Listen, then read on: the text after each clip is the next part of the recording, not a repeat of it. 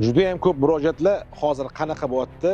Men o'zimni yashab turgan domimni sotib, yer olib imorat qursam bo'ladimi? Bu birinchi masala. Ikkinchisi, ozgina to'plab qo'ygan pulim bor, o'shanga imorat boshlab turib, keyin nimadirni sotib yoki qandandir kelib qolib, imoratimni qursam bo'ladimi? Xo'p, men sizlarga o'zimni tajribamdan kelib chiqqan holda bunga to'liqligicha ma'lumot berishga harakat qilaman. Birinchidan, siz o'zingiz yashab turgan domingiz bo'lsin, mayli dom deylik, uni hozir Toshkent shahrida domlar taxminan 60 mingdan bo'ldi, ketdi. O'sha 100 ming, 120 ming, mayli, narxi qiziq emas, lekin bitta narsani bilib oling, siz hech qachon o'zingiz yashab turgan uyni sotib, uni puliga uchastka qurmang. Birinchidan yutqizasiz. Bu aniq, har doim shunaqa bo'lgan.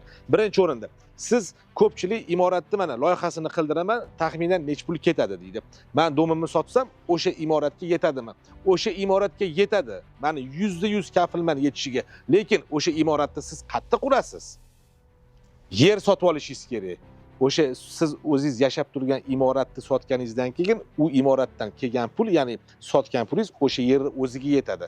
Odamlar yerni nech pul bo'lishini, qayerdan olishini, nima bo'lishini hisoblashmayapti-da. Meni domim bor, taxminan 100 mingga sotsam, men 100 mingga imorat qurib ola olaman. To'ppa-to'g'ri 100 mingga ham imorat qurasiz. Lekin yeringiz yo'q-ku. Birinchi yer muammosini hal qilishingiz kerak.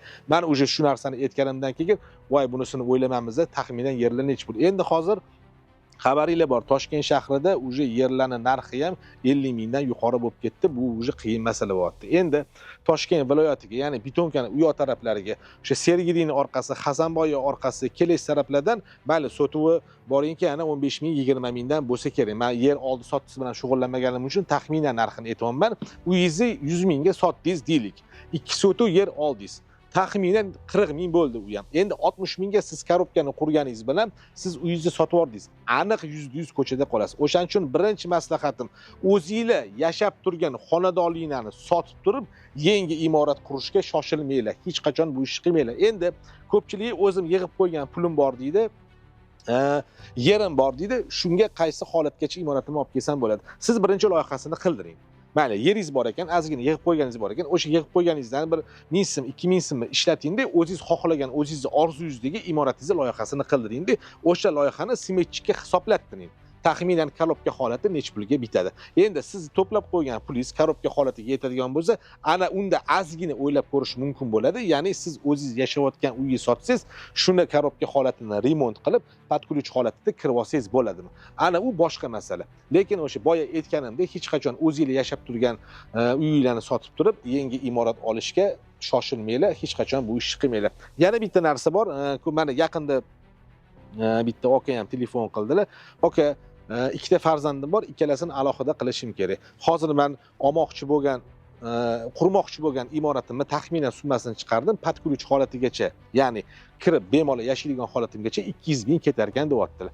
Xo'p, 200 ming ketadigan bo'lsa, ikkita o'g'illariga qilib beryaptilar, lekin ular ham bitta narsani uchitib qilmaganlar. Aka, yeringiz bormi desam, bo'ldi, o'sha yerda o'sha savol javobimiz tugadi.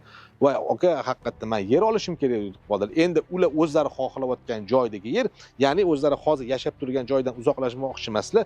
O'zingizlar bilasizlar, mana misol uchun men o'zim ham qo'yluda katta bo'lgan taqdirimda ham, ya'ni massivda hozir Sergelida yashayman, orasi unaqa uzoq emas.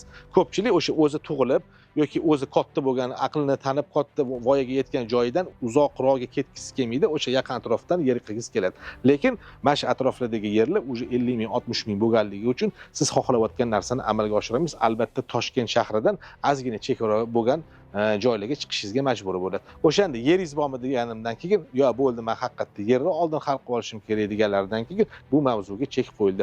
Endi shu murojaatlarni, shunaqa murojaatlar kelishi uchun men bu videoni albatta o'sha YouTube kanalimga qo'yib boraman. Ko'ringlar. Kimni yana qiziqtiradigan savollar, muhim savollar, mana shunaqa sizlarni qiynayotgan savollar bo'ladigan bo'lsa, albatta kommentariyada yozib qoldiringlar. Kimni savoli muhim va o'ta dolzarb bo'ladigan bo'lsa, men unga ham alohida video murojaat bilan javob berishga harakat qilaman. Salomat bo'linglar.